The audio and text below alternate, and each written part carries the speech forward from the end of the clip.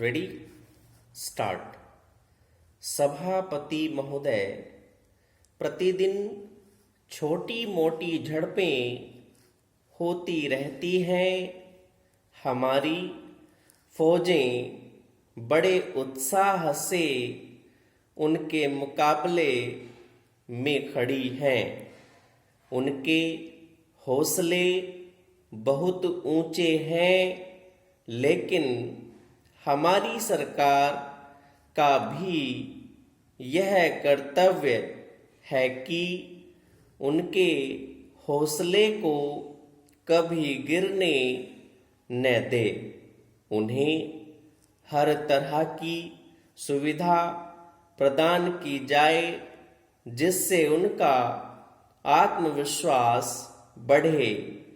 मैं मंत्री महोदय से अनुरोध करूंगा कि सरकार अपनी नीतियों के प्रचार का काम ठीक प्रकार से अपनी फौजों से करे।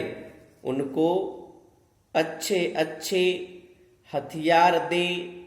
अनुसूचित जातियों और आदिवासी जातियों के आयुक्त ने जो अपना प्रतिवेदन प्रस्तुत किया है, उस प्रतिवेदन को देखने से यह प्रतीत होता है कि इसको तैयार करने में उन्होंने बहुत परिश्रम से कार्य किया है।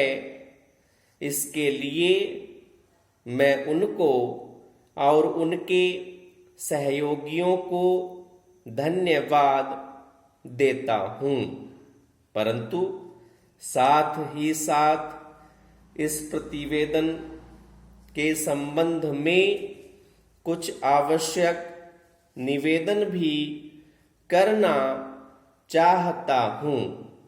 पहली बात तो यह है कि इस प्रतिवेदन को देखने से ऐसा प्रतीत होता है कि इन कार्यों के लिए जिस धन का उपयोग होता है वह 3 साधनों से उपलब्ध होता है। केंद्र सरकार द्वारा, राज्य सरकारों द्वारा और कुछ गैर सरकारी संस्थाओं द्वारा। प्रतिवेदन के अनुसार जितना धन इन कार्यों पर व्यय करने के लिए दिया जाता है, उतना धन पूरी तरह से व्यय नहीं हो पाता।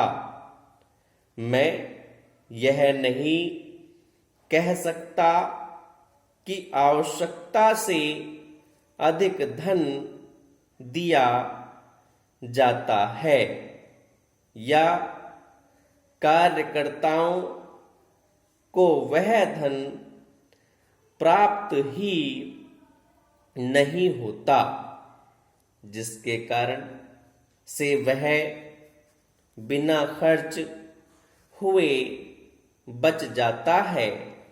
मैं तो यह चाहता हूँ कि जितना धन दिया जाता है उसका पूरा उपयोग हो और आयुक्त को यह न कहना पड़े कि इस कार्य के लिए जितने धन की आवश्यकता थी उतना धन नहीं मिल पाया और विवश होकर हमको उस कार्य को बीच में ही रोकना पड़ा।